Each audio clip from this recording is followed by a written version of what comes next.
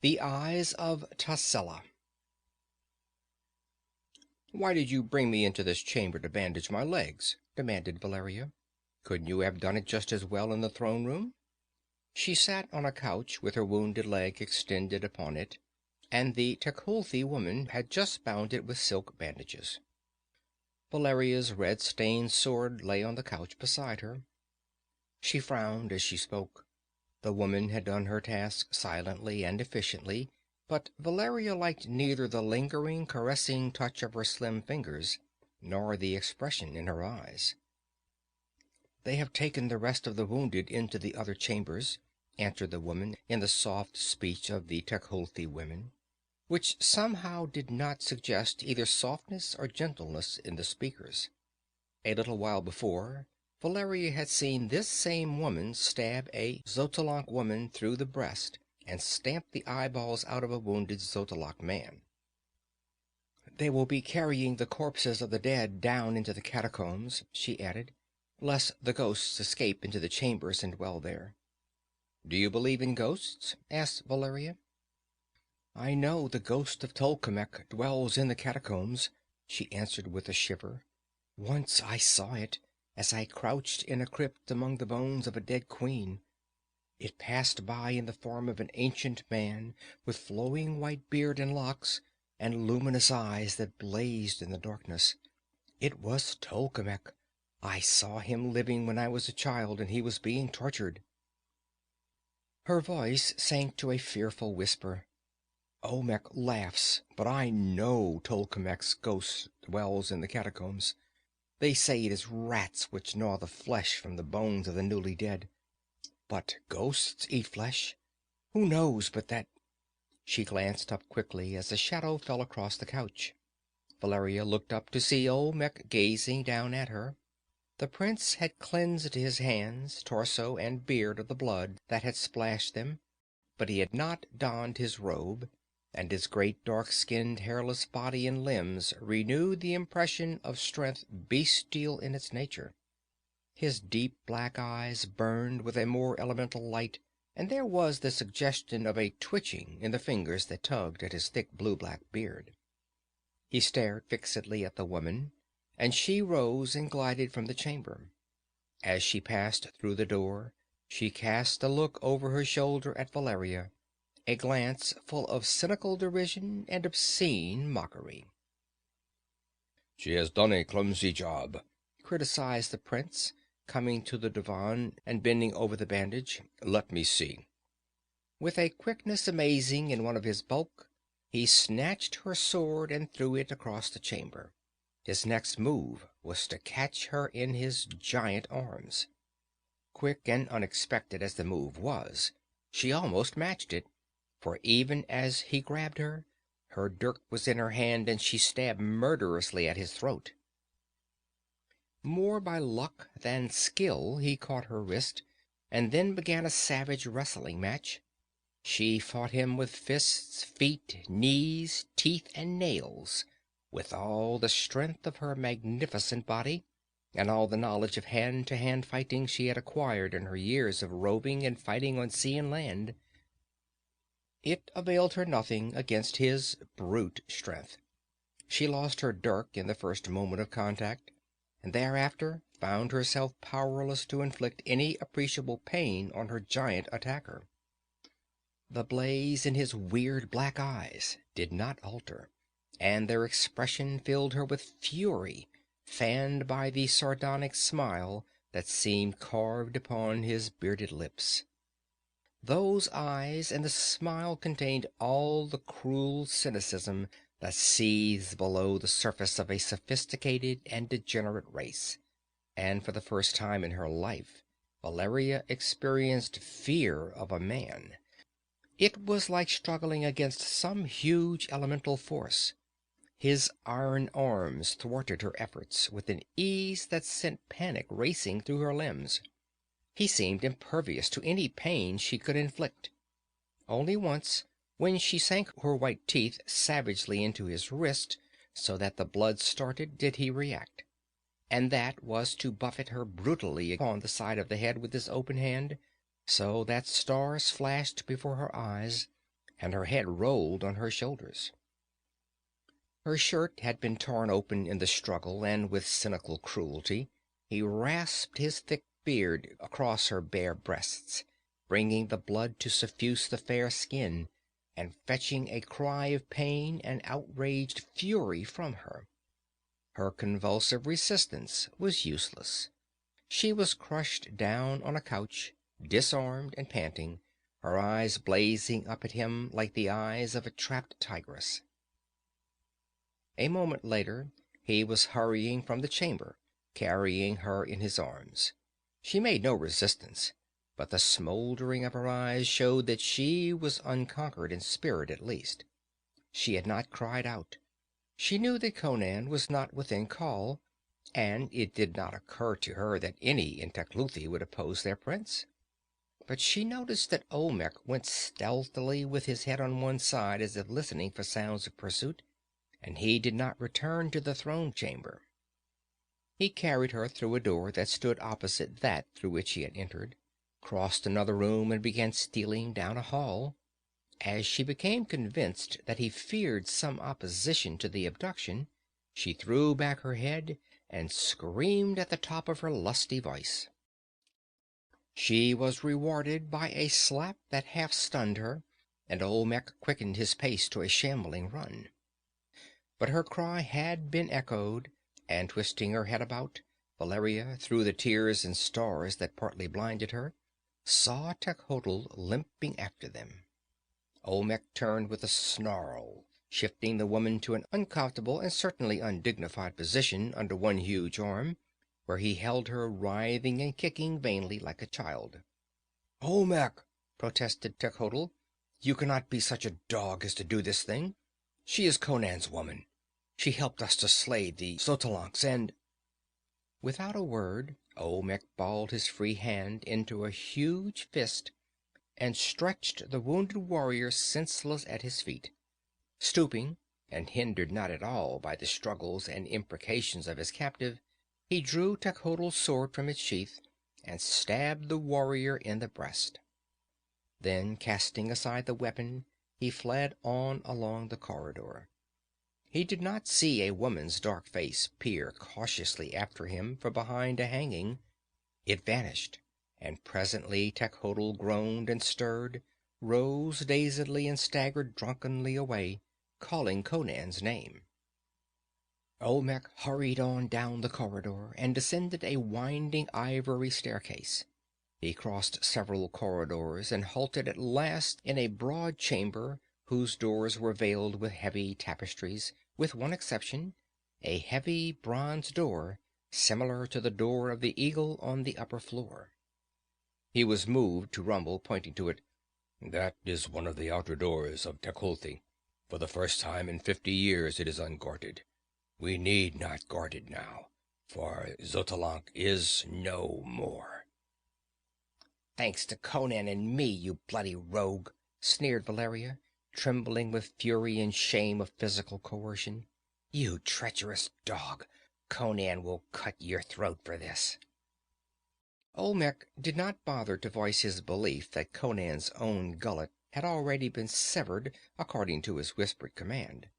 He was too utterly cynical to be at all interested in her thoughts or opinions.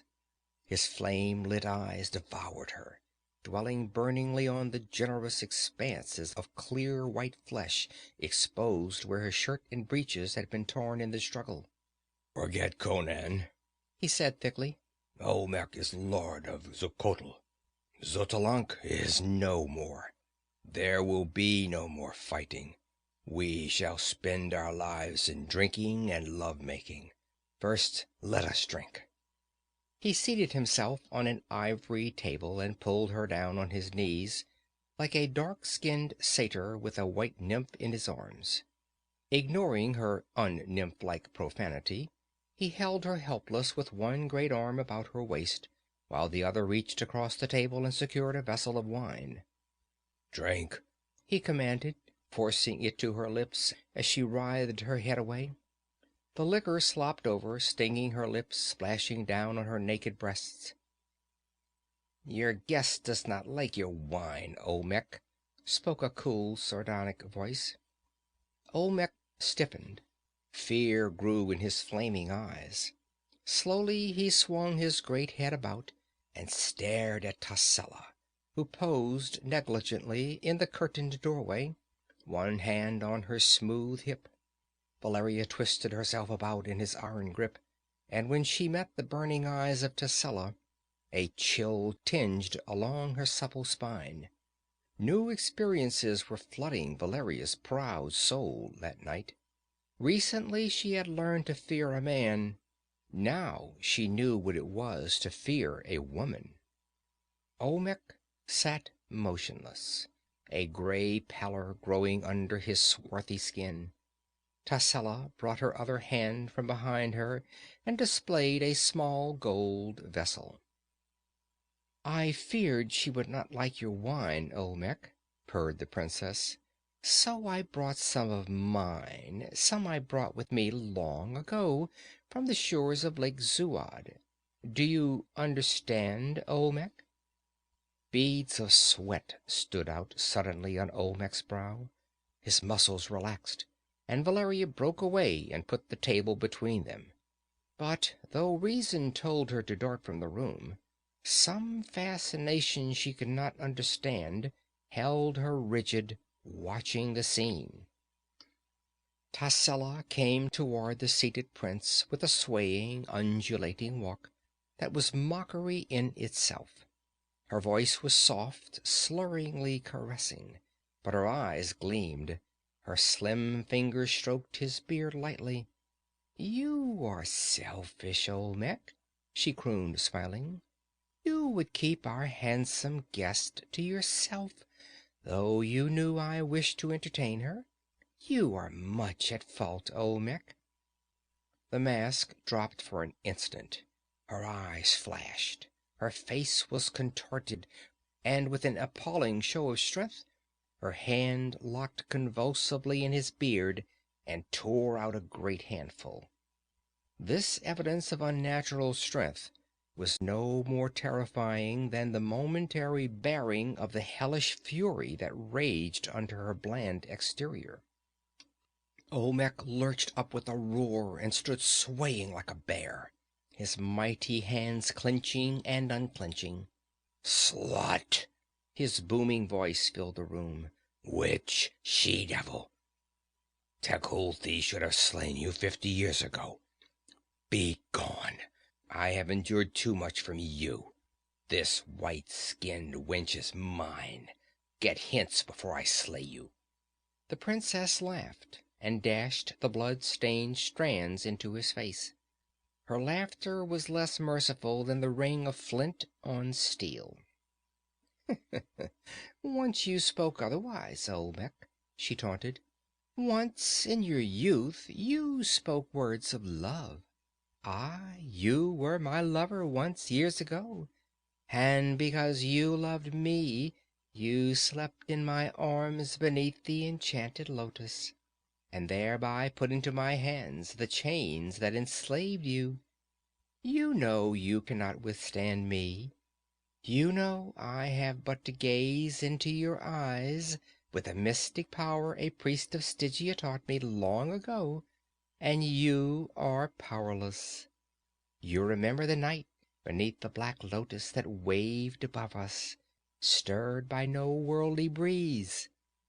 You scent again the unearthly perfumes that stole and rose like a cloud about you to enslave you. You cannot fight against me. You are my slave, as you were that night, as you shall be as long as you shall live, Olmec of Xuchotl." Her voice had sunk to a murmur like the rippling of a stream running through starlit darkness. She leaned close to the prince and spread her long, tapering fingers upon his giant breast. His eyes glazed, his great hands fell limply to his sides. With a smile of cruel malice, Tassella lifted the vessel and placed it to his lips. "Drink." Mechanically the prince obeyed, and instantly the glaze passed from his eyes, and they were flooded with fury, comprehension, and an awful fear. His mouth gaped, but no sound issued. For an instant he reeled on buckling knees, and then fell in a sodden heap on the floor. His fall jolted Valeria out of her paralysis. She turned and sprang toward the door, but with a movement that would have shamed a leaping panther, Tascela was before her. Valeria struck at her with her clenched fist and all the power of her supple body behind the blow. It would have stretched a man senseless on the floor. But with a lithe twist of her torso, Tascela avoided the blow and caught the pirate's wrist. The next instant Valeria's left hand was imprisoned, and holding her wrists together with one hand, Tascela calmly bound them with a cord she drew from her girdle. Valeria thought she had tasted the ultimate in humiliation already that night, but her shame at being manhandled by Olmec was nothing to the sensations that now shook her supple frame. Valeria had always been inclined to despise the other members of her sex, and it was overwhelming to encounter another woman who could handle her like a child. She scarcely resisted at all when Tascela forced her into a chair, and drawing her bound wrists down between her knees, fastened them to the chair. Casually stepping over Olmec, Tascela walked to the bronze door and shot the bolt and threw it open, revealing a hallway without. "Opening upon this hall," she remarked, speaking to her feminine captive for the first time, "there is a chamber which in old times was used as a torture room. When we retired into Tecuhltli, we brought most of the apparatus with us, but there was one piece too heavy to move. It is still in working order. I think it will be quite convenient now." An understanding flame of terror rose in Olmec's eyes. Tascela strode back to him, bent, and gripped him by the hair. "He is only paralyzed temporarily," she remarked conversationally. "He can hear, think, and feel. Aye, he can feel very well indeed." With which sinister observation she started toward the door, dragging the giant bulk with an ease that made the pirate's eyes dilate. She passed into the hall and moved down it without hesitation, presently disappearing with her captive into a chamber that opened into it, and whence shortly thereafter issued the clank of iron. Valeria swore softly and tugged vainly, with her legs braced against the chair. The cords that confined her were apparently unbreakable. Tascela presently returned alone. Behind her a muffled groaning issued from the chamber. She closed the door, but did not bolt it. Tascela was beyond the grip of habit, as she was beyond the touch of other human instincts and emotions. Valeria sat dumbly, watching the woman in whose slim hands the pirate realized her destiny now rested. Tascela grasped her yellow locks and forced back her head, looking impersonally down into her face. But the glitter in her dark eyes was not impersonal. "I have chosen you for a great honor," she said. "You shall restore the youth of Tascela. Oh, you stare at that. My appearance is that of youth, but through my veins creeps the sluggish chill of approaching age, as I have felt it 1,000 times before. I am old, so old I do not remember my childhood.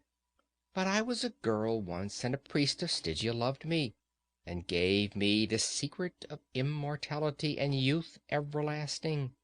He died then, some said by poison, but I dwelt in my palace by the shores of Lake Zuad, and the passing years touched me not. So at last a king of Stygia desired me, and my people rebelled and brought me to this land. Olmec called me a princess. I am not of royal blood.